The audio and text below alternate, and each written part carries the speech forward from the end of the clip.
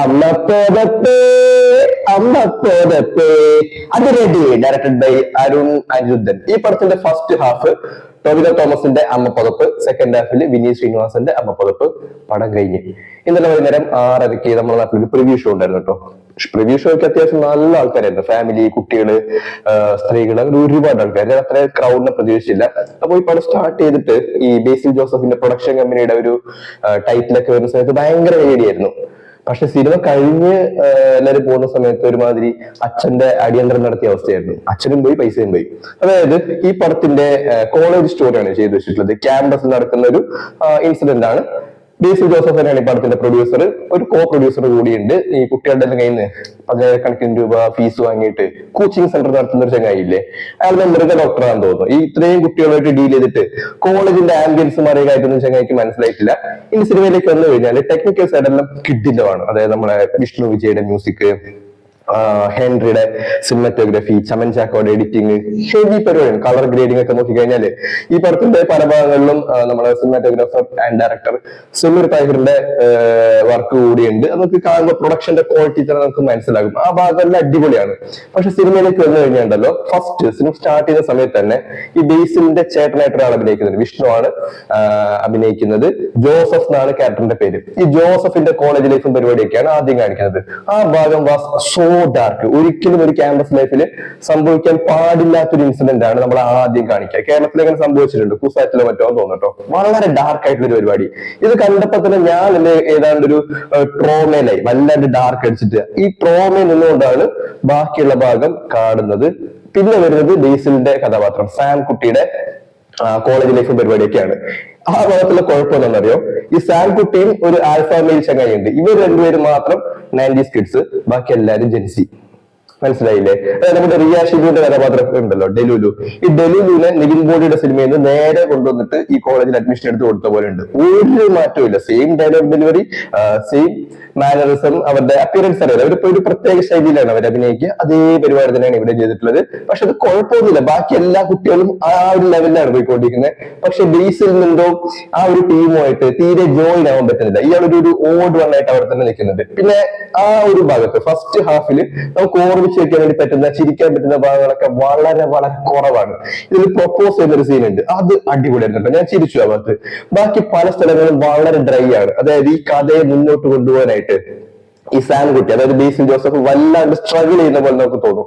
അതായത് ഒരു സമയത്ത് നമ്മൾ ഈ ദിലീപ് പേട്ടനില്ലേ ചെയ്തൊരു പരിപാടി ഉണ്ടായിരുന്നു. അതായത് ഒറ്റയ്ക്കൊരു ഷോമാൻ, അങ്ങനെ ഒരു പരിപാടിയാണ് ബേസിൽ ഉദ്ദേശിച്ചത്. പക്ഷെ ബേസിലിനെ കൊണ്ട് പറ്റുന്നില്ല. ഇയാള് വല്ലാണ്ട് സ്ട്രഗിൾ ചെയ്യുന്നുണ്ട്. അതായത് ഈ ആക്ടറും ആ കഥാപാത്രവും ഒരുപാട് സ്ട്രഗിൾ ചെയ്യുന്നുണ്ട്. ഇയാളെ കൊണ്ട് ഒറ്റയ്ക്കൊരു ഷോ നടത്താനൊന്നുമില്ലേ, പറ്റുന്നേ ഇല്ല. അത് ഒരു കൺഫ്യൂഷൻ പരിപാടി. ഈ ക്രൗഡ് എല്ലാം കൂടുന്ന സമയത്ത് ചെയ്യുന്ന ചില സാധനങ്ങളൊക്കെ ഉണ്ടല്ലോ, ഒരു പരച്ചില്, അതിലുണ്ടാകുന്ന തമാശകളൊക്കെയാണ് ഒരു ഉദ്ദേശിച്ചത്. പക്ഷെ അത് വേണ്ട രീതിയിൽ വർക്കായിട്ടില്ല. പക്ഷെ ഫസ്റ്റ് ഹാഫ് തീരുന്ന സമയത്ത് ഒരു ഗംഭീര പരിപാടി ഉണ്ട്, ടോവിനോ തോമസിന്റെ ഇൻട്രോ. ആ സമയത്താണ് ഞാനത് ശരിക്കും ഓണായത്. ഇൻട്രോ വാസ് അടിപൊളിയായിരുന്നു. ആ കഥാപാത്രം എനിക്ക് ഇഷ്ടപ്പെട്ടു. പിന്നെ കഴിഞ്ഞ 2 പടങ്ങളിലായിട്ട് ടോവിനോ ഗുണ്ടായിട്ടാണ് അഭിനയിക്കുന്നത്. അത് രണ്ടും ഗുണ്ടായി പോകുന്ന അവസ്ഥയാണുള്ളത്. ഈ പടത്തിലൊരു ഗുണ്ടയാണ് തൂട്ടക്കുട്ടൻ, അല്ലെങ്കിൽ തോട്ടക്കുട്ടൻ എന്നാണ് ക്യാരക്ടറിന്റെ പേര്. പടം ക്യാരക്ടർ പോലെ തന്നെ ഏതാണ്ട് തോട്ടയായിട്ടുണ്ട്.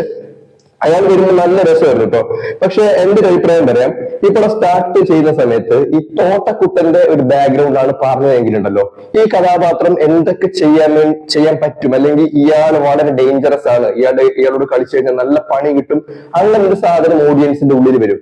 ഇത് ചുറ്റുമുള്ള കഥാപാത്രങ്ങളെല്ലാം തോട്ടക്കുട്ടൻ എന്ന് പറയുന്നല്ലാതെ ഇയാൾ അതിൽ എവിടെയും ഒരു തോട്ടം പോലും പൊട്ടിക്കുന്നില്ല, ഒരു പടക്കം പോലും പൊട്ടിക്കുന്നില്ല. ഫൈറ്റ് ഒക്കെ അത്യാവശ്യം അടിപൊളിയായിരുന്നു. വലിയ ഹെവി ഇടിയൊന്നുമല്ല കേട്ടോ, കൊള്ളാവുന്ന വലിയ കുഴപ്പമില്ലാത്ത ഫൈറ്റിംഗ് കാര്യങ്ങളൊക്കെയാണ്. പക്ഷെ ആ കഥാപാത്രം വന്നപ്പോഴത്തേക്ക് സിനിമയുടെ മൊത്തത്തിലുള്ളൊരു പൊട്ടൻഷ്യലും പരിപാടിയൊക്കെ മാറി. നമ്മളെല്ലാം ഓണായി. അത്രയും സമയം ബേസിന്റെ കഷ്ടപ്പാടായിട്ട് നമ്മളെന്നെ ഒന്ന് നിർത്തി പോടാന്നുള്ളൊരു ആറ്റിറ്റ്യൂഡിലാണ് ഇരിക്കുന്നത്. അതൊക്കെ മടുക്കും. അപ്പോഴാണ് ഈ ക്യാരക്ടർ കയറി വരുന്നത്, തോട്ടക്കുട്ടൻ കയറി വരുന്നത്. രസമായിരുന്നു.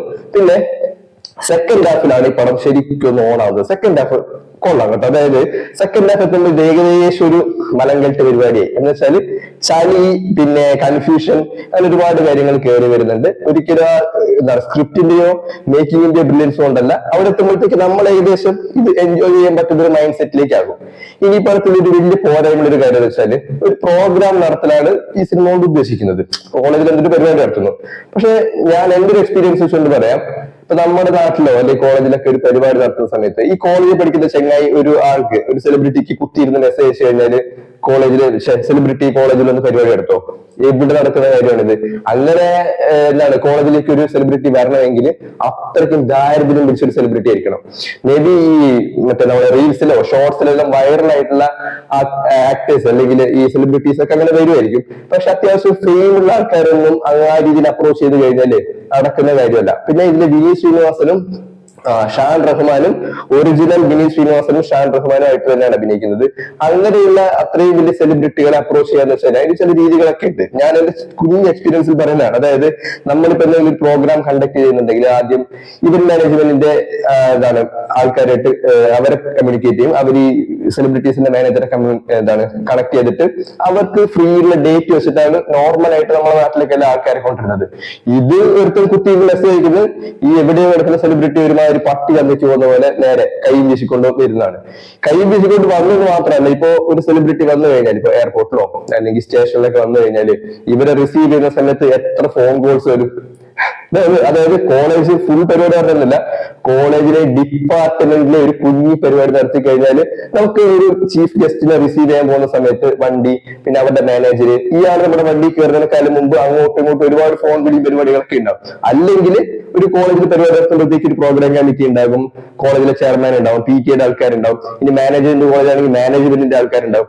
അല്ലാതെ കുറെ കുട്ടികൾ ഈ ഇത് കൊണ്ട് നേരെ ഇവരെ പിടിക്കാൻ വേണ്ടി പോകുന്നില്ലല്ലോ, ഒരുമാതിരി തവളെ പിടിക്കാൻ പോകുന്ന പോലെ. ഇതിന് അതിൻ്റെതായിട്ടുള്ള കുറെ കാര്യങ്ങളൊക്കെ ഉണ്ട്. പക്ഷെ ഈ പടത്തില് ഈ ടോബിനോട്ടൊരു ഗ്യാങ് ഉണ്ട്, തൂട്ടക്കുട്ടന്റെ ഗ്യാങ്. ഇവർക്ക് നേരെ പോയിട്ട് ഈ ഇവന്മാരെ ഈ സെലിബ്രിറ്റീസിനെ കിഡ്നാപ്പ് ചെയ്തുകൊണ്ടുള്ള ഒരു പരിപാടി ഉണ്ട്. അതിന് ഏറ്റവും വലിയ തമാശ എന്ന് വെച്ചാല് ഈ ടൊവിനോ ആൻഡ് ഗ്യാങ് എന്ന് വെച്ചാൽ വളരെ ലോക്കൽ ആയിട്ടുള്ള ആൾക്കാരാണ്. ഞാൻ ഒരിക്കലും ആ ക്ലാസ്സിനെ മോശമാക്കി പറയുന്നതല്ല, പക്ഷെ അവർ കണ്ടു കഴിഞ്ഞാൽ തന്നെ മനസ്സിലാകും സാധാരണ മനുഷ്യന്മാരാണ്. അതിൽ അത്യാവശ്യം ഡാർക്ക് സ്കിന്നുള്ള ഒരു കൂലിപ്പണിക്കാരന്റെ ലുക്കിലുള്ള ഒരു ചങ്ങയുണ്ട്. ഇയാളെ കണ്ടിട്ട് വിനീത് ശ്രീനിവാസന്റെ ആള് ഈ ചീഫ് ഗസ്റ്റ് ഇയാള് ചോദിക്കും, നിങ്ങളൊക്കെ മാഷന്മാരായിരിക്കും അല്ലേ എന്ന്. എന്താണിത്, ഒരു 20 കൊല്ലം മുമ്പാണെങ്കിൽ പിന്നെ ഓക്കെ, അയാളെ കണ്ട് മാഷാന്ന് തോന്നുന്നുണ്ട്, ഇയാൾ ഇവിടുത്തെ സെലിബ്രിറ്റിയാണ്. പിന്നെ ഷാൻ റഹ്മാന്റെ ക്യാരക്ടറൊക്കെ കയറി വരുന്ന സമയത്ത് തമാശയുണ്ട്. അത് ഈ സിനിമയിലെ തമാശ കൊണ്ട് നമ്മൾ ചിരിക്കുന്നതല്ല കേട്ടോ. മീൻസ് അവരുടെ അവസ്ഥ കണ്ടിട്ട് ഇവര് സെലിബ്രിറ്റി ആണെന്നുള്ള കാര്യം മലയാളി ഓഡിയൻസ് നമുക്ക് മനസ്സിലാകും. പക്ഷെ ഇത് വേറെ എവിടെയെങ്കിലും കൊണ്ട് പ്ലേസ് ചെയ്ത് കഴിഞ്ഞില്ലേ നേരെ എടുത്ത് തോട്ടിലറിയും. കാരണം അവർക്കറിയില്ലേ സെലിബ്രിറ്റി ആണെന്നുള്ള കാര്യം. ആ രീതിയിലാണ് ഇത് കഥയൊക്കെ പറഞ്ഞു പോകുന്നത്. പിന്നെ സിനിമ തീരാനാവുന്ന സമയത്ത് നമ്മളെ ഹാഷിർ കയറി വരുന്നുണ്ട്.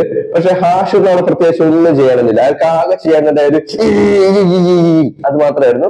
പക്ഷെ അത് കാണുമ്പോഴത്തേക്കും നമ്മൾ ചിരിക്കും. അതൊരിക്കലും സിനിമയുടെ മേന്മകൊണ്ടൊന്നും അല്ല, നമുക്ക് ഹാഷിറിനോടുള്ള ഒരു ഇഷ്ടമുണ്ട്, അതുകൊണ്ട് നമ്മൾ ചിരിക്കുന്നേ ഉള്ളൂ. ആ ഹാഷിറിനും ഒറ്റയ്ക്ക് ഇവിടെ അത് വലിച്ചു വെക്കാനായിട്ട് പറ്റിയിട്ടൊന്നുമില്ല. പക്ഷെ ആ ഒരു മൊമെന്റിൽ വന്നതുകൊണ്ട് നമ്മൾ ചിരിച്ചെന്നേ ഉള്ളൂ. പക്ഷെ അവിടെ ആകുമ്പോഴത്തേക്ക് ഈ ചേസ്, പിന്നെ പരിപാടി നടത്താനുള്ള ചില അടി ഇടി അമ്മാതിരി പരിപാടികളൊക്കെ വരുന്നുണ്ട്. അതൊക്കെ ഓക്കെ ആയിരുന്നു. സെക്കൻഡ് ഹാഫ് ആണ് കുറച്ചുകൂടി ഫാർ ബെറ്റർ ആയിട്ടുള്ളത്. ഫസ്റ്റ് ഹാഫ് വളരെ വളരെ ദുരന്തമായിരുന്നു. പിന്നെ ടെക്നിക്കൽ സൈഡൊക്കെ അടിപൊളിയാണ് കേട്ടോ, അതിലൊന്നും ഒരു കുറവും പറയാനില്ല. ബാക്കി എല്ലാ കഥാപാത്രങ്ങളും ജെൻസിയും ബേസിൽ മാത്രം 90s കിഡ്സും ഒരു അവസ്ഥയായിരുന്നു. പിന്നെ നമ്മുടെ കാട്ടാക്കട അങ്ങനെ ഉണ്ട്. കാട്ടാക്കട ആ ചെങ്ങയ്ക്കും പ്രത്യേകിച്ച് ഒന്നും ചെയ്യാനില്ല. അതായത് ഈ പാൻ ഇന്ത്യൻ അല്ലെങ്കിൽ ഈ റീൽസ് ഷോർട്സിലൊക്കെ വരുന്ന ആൾക്കാര് സിനിമയിൽ അഭിനയിക്കുന്ന സമയത്ത് നമ്മൾ അവരുടെ കയ്യിൽ നിന്ന് എക്സ്പെക്ട് ചെയ്യുന്ന ചില സാധനങ്ങളുണ്ട്. അത് കിട്ടിയിട്ടില്ല എങ്കിലില്ലേ കുറച്ച് പ്രശ്നങ്ങൾ ഉണ്ടാകും. അല്ല എങ്കിൽ അവരെ നമ്മുടെ എക്സ്പെക്ടേഷന്റെ മുകളിൽ പ്ലേസ് ചെയ്യാനായിട്ട് ഡയറക്ടർക്കും റൈറ്റർക്കും പറ്റണം. ഇവിടെ കാട്ടാക്കട പ്രത്യേകിച്ച് ഒന്നും ചെയ്യാനില്ല. അയാളെ കാണുമ്പോൾ നമുക്ക് ചിരി വരും. അതായത് അതിന്റെ മുമ്പുള്ള ഈ റീൽസ് എല്ലാം കണ്ടിട്ടുള്ള ഒരു പരിചയം കൊണ്ട് നമുക്ക് ചിരി വരുന്നതല്ലാതെ സിനിമയിൽ എനിക്ക് പ്രത്യേകിച്ച് ഒന്നും ചെയ്യാനൊന്നുമില്ല. പിന്നെ കോളേജിൽ അധ്യാപകരായിട്ട് അഭിനയിച്ച ആൾക്കാര് മറ്റേ സാന്തിവിള ദിനേശ് അണ്ണനെല്ലാം ഉണ്ട്. അവരെല്ലാം ഈ കോൺക്രീറ്റ് മിഷൻ ഉണ്ടാക്കുന്ന ഒരു പരിപാടിയൊക്കെ ഉണ്ട്. അവരെല്ലാം ഒന്ന് കഷ്ടപ്പെട്ട് ചിരിക്കേണ്ടി വരും, വലിയ പരിപാടിയൊന്നുമില്ല. പിന്നെ മൊത്തത്തിൽ ഇതിന്റെ മേക്കിങ്ങും കാര്യങ്ങളൊക്കെ അടിപൊളിയാണ്. അത് പിന്നെ പിള്ളേരുടെ ഒരുപാട് പൈസ വാങ്ങിയിട്ടുള്ളത് കൊണ്ട് അവരുടെ പൈസ ഉണ്ട്, പൈസക്കൊന്നും ഒരു കുറവില്ല. വലിയ ക്യാൻവാസിൽ തന്നെ സിനിമ ചെയ്തിട്ടുണ്ട്. പക്ഷെ ഈ പടത്തിന്റെ സെക്കൻഡ് ഹാഫ് ഇന്റർവെല്ലിന് ശേഷം കയറി കഴിഞ്ഞാൽ കുറച്ച് ചിരിക്കാൻ, ഫസ്റ്റ് ഹാഫ് കണ്ടിട്ട് സെക്കൻഡ് ഹാഫ് ചിരിക്കാന്നൊക്കെ വെച്ച് കഴിഞ്ഞാലില്ലേ ബുദ്ധിമുട്ടായിരിക്കും. സിനിമ തുടങ്ങുമ്പോൾ തന്നെ വളരെ ഡാർക്കാണ്, ട്രോമയിലിരുന്ന് കാണേണ്ടി വരും. കുറച്ചെങ്കിലും ചിരി വരുന്നത് സെക്കൻഡ് ഹാഫിലാണ്. ഇതാണ് അമ്മ പോരത്തെ അതിരടി കടക്ക് പുറത്ത്.